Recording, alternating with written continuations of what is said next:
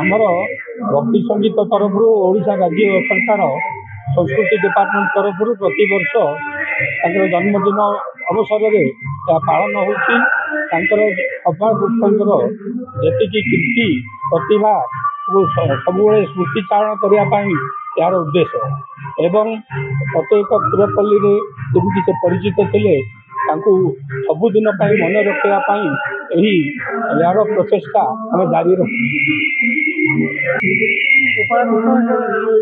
ମାଟିର ଗୌରବ ଗର୍ବ ଏବଂ ତାଙ୍କର ଯେଉଁ ନୀତି ଯୁଗର ଯେଉଁ କବିତା ସେ କବିତା ଯୁଗ ଯୁଗ ଧରି ସମସ୍ତଙ୍କୁ ଆକୃଷ୍ଟ କରୁଥିବ ଏବଂ ଓଡ଼ିଶୀ ନୃତ୍ୟ ମଧ୍ୟ ତାଙ୍କ କବିତା ଉପରେ ଆଧାରିତ ହେଉଛି। ଅନେକ ପାଳନ ଧନ୍ୟ ହେଇଛି ଗୋପାଳ କୃଷ୍ଣଙ୍କୁ ଜନ୍ମଦିନ। ଗୋପାଳ କୃଷ୍ଣଙ୍କ ସ୍ମୃତିଚାରଣ ଦିବସ ପାଳନ କରାଯାଉଛି। ଏହା ସଙ୍ଗୀତ ନାଟକ ଏକାଡେମୀ ଓଡ଼ିଶା ଏବଂ ପାଳାଖେମୁଣ୍ଡି ଭକ୍ତି ସଙ୍ଗୀତ ସଂସଦ ଅନୁଷ୍ଠାନ ମିଳିତ ଆନୁକୂଲ୍ୟରେ ଏହି ଉତ୍ସବ ପାଳନ କରାଯାଉଛି। ଆଜକୁ ପ୍ରାୟ 15 ବର୍ଷ ହେଲା ଏହି ଅନୁଷ୍ଠାନ ଏହି କାର୍ଯ୍ୟକ୍ରମ କରୁଛି।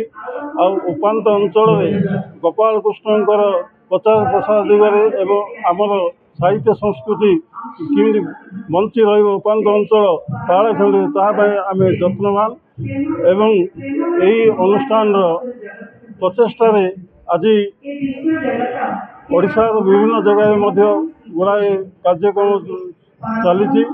ଓଡ଼ିଶା ସାହିତ୍ୟ ଏକାଡେମୀ ଓ ପାଲାଖେମୁଣ୍ଡି ଭକ୍ତି ସଙ୍ଗୀତ ସଂସଦ ମିଶିକରି ଯେଉଁ ଜନ୍ମ ଜୟନ୍ତୀ ଉତ୍ସବ ପାଳନ କରାଯାଉଛି ସେହି ଦୃଷ୍ଟିକୋଣରୁ ଭକ୍ତି ସଙ୍ଗୀତ ସଂସଦ ଆଜି ଏହି ଟାଉନ୍ ହଲ୍ରେ କାର୍ଯ୍ୟକ୍ରମର ଆସରକୁ ତ୍ୱରାନ୍ୱିତ କରୁଛି।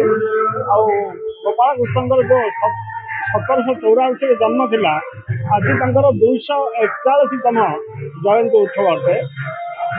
ତାଙ୍କର ପଦାବଳୀରେ ଯେଉଁଭଳି ଭାବରେ ସେ ବାତ୍ସଲ୍ୟ ସଖ୍ୟ ମଧୁର ତଥା ଦାସ୍ୟ ଭକ୍ତିର ପରିଚୟ ଦେଇ ପଦାବଳୀ ଛପାଇ କରୁଥିଲେ ସେତେବେଳେ ସାର୍ କୃଷ୍ଣଚନ୍ଦ୍ର ଗଜପତିଙ୍କର ଗଜପତି ପ୍ରେସରେ ପ୍ରଥମ ଥର ଛପା ହେଇଥିଲା ଗୋପାଳ କୃଷ୍ଣ ପଦ୍ୟାବଳୀ।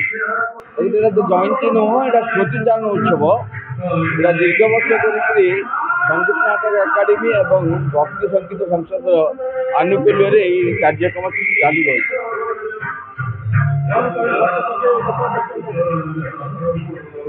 ଗୋପାଳ କୃଷ୍ଣ ହେଉଛନ୍ତି ତାଙ୍କର ଯେଉଁ ଲେଖନୀ ଅତି ସରଳ ବୋଧଗମ୍ୟ।